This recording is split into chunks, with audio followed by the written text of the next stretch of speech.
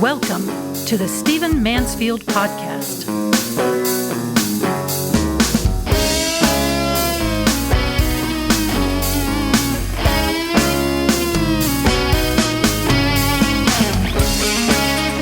Well, welcome to the Stephen Mansfield Podcast. So thankful that you're with me. Let's dive in.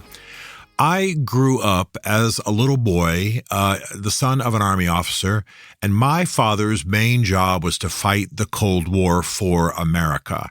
That's why we lived in Berlin. That's why my father was a Russian linguist trained by the Army. That's why we lived another tour of duty in Germany in what was called the Zone in Schweinfurt. That was my father's whole job. He fought in Vietnam. He served in Iran. He served in Korea.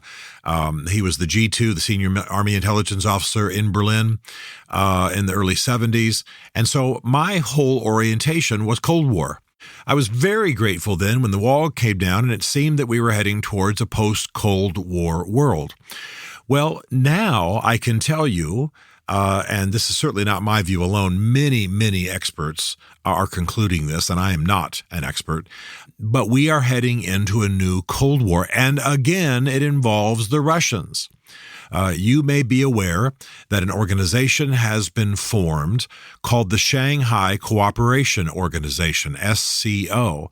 It is a partnership of sorts between Russia and China, Putin and Xi. It's probably the right way to pronounce it. And this is a new alignment. Ronald Reagan would have called it an axis of evil.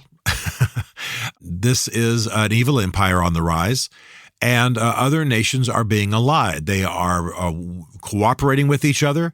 China is supporting Russia with weapons and funds and other intelligence and technology and the war on Ukraine, an aggressive war, an invasion, really unjustified by any standard of a just war theory, which, of course, Russia doesn't subscribe to. And so now they are forming not just a military partnership, but an economic bloc, BLOC, an economic organization. And let me tell you who's already part of the SCO, the Shanghai Cooperation Organization. Saudi Arabia, China, India, Iran, think about those nations, Kazakhstan, Kyrgyzstan, Pakistan, Tajikistan, and Uzbekistan. Now, a lot of those aren't very surprising because they're former Soviet bloc republics or countries. But let me tell you also who is in dialogue with this SCO. Not members yet, but in dialogue. Armenia, Azerbaijan, Cambodia, Egypt, Nepal, Qatar, Sri Lanka, and Turkey. Turkey has the fourth largest military in the world.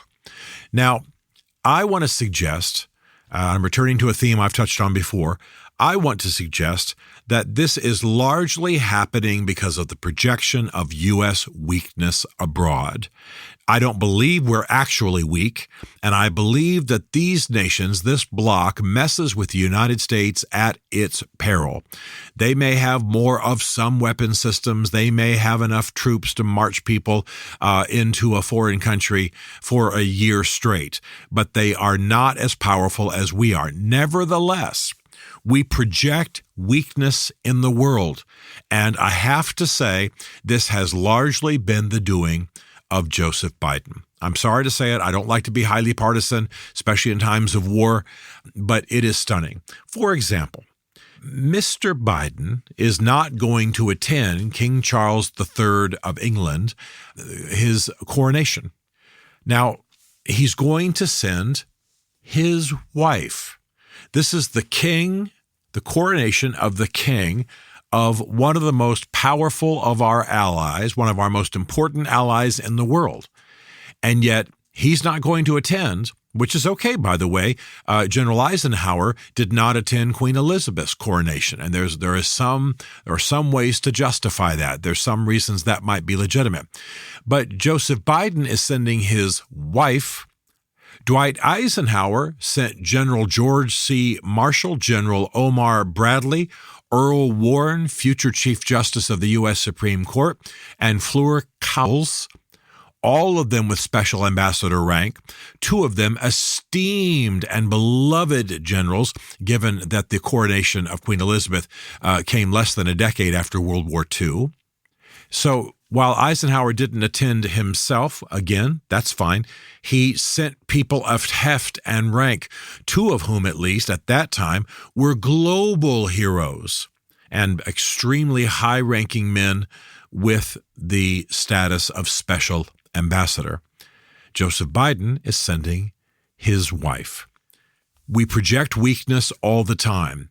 Joseph Biden, and I'm not being ageist, is almost the embodiment of weakness as far as how he's perceived internationally. It is amazing that just after Joe Biden visited Saudi Arabia, fist-butted the crown prince, projected weakness, made speeches that in some cases didn't make any sense. We won't even talk about Kamala Harris and whether she's making any sense in her speeches. Just go on YouTube. This is a woman who is barely intelligible. I'm sorry to say it. I really am. I want to believe better of all of these people. But we are projecting weakness all the time. It's not just Biden's age. It's the fact that he's disconnected from the facts. It's the fact that he doesn't know what he's doing.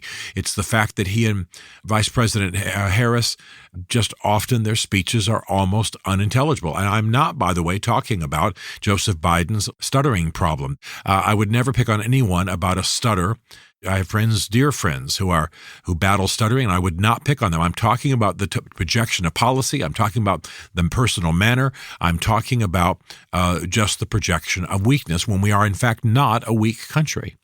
But the most important thing we did projecting internationally, and I've heard about this repeatedly when I've been sitting with government leaders overseas and at the conference table of a prime minister or a president, the most important thing we did was the way we left Afghanistan.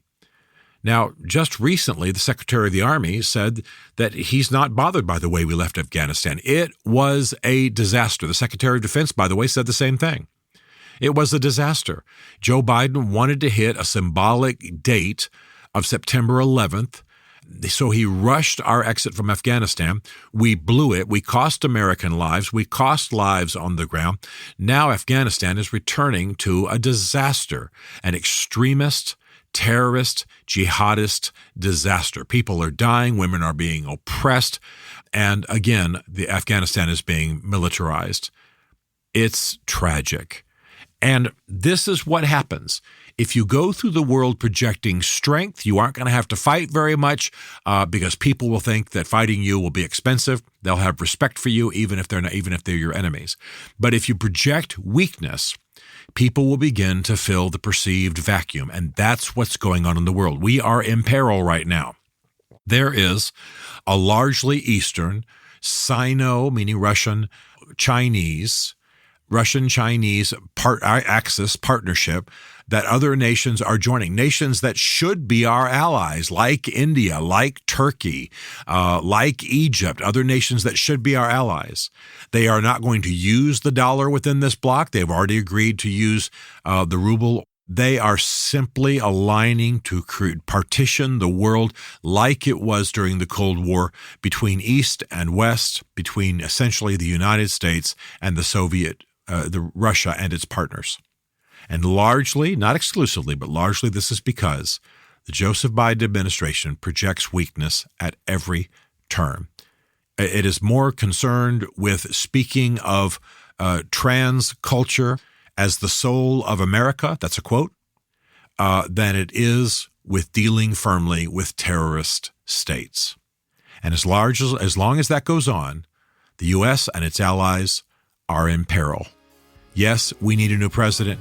Yes, we need a new approach to foreign policy. We need somebody who understands the world, does not just want to retreat from it, and we better get after it soon.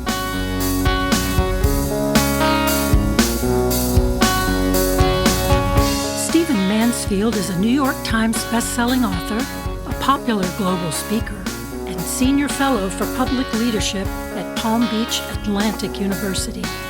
His groundbreaking books on faith and society include The Faith of George W. Bush, The Search for God in Guinness, Mansfield's Book of Manly Men, and Lincoln's Battle with God.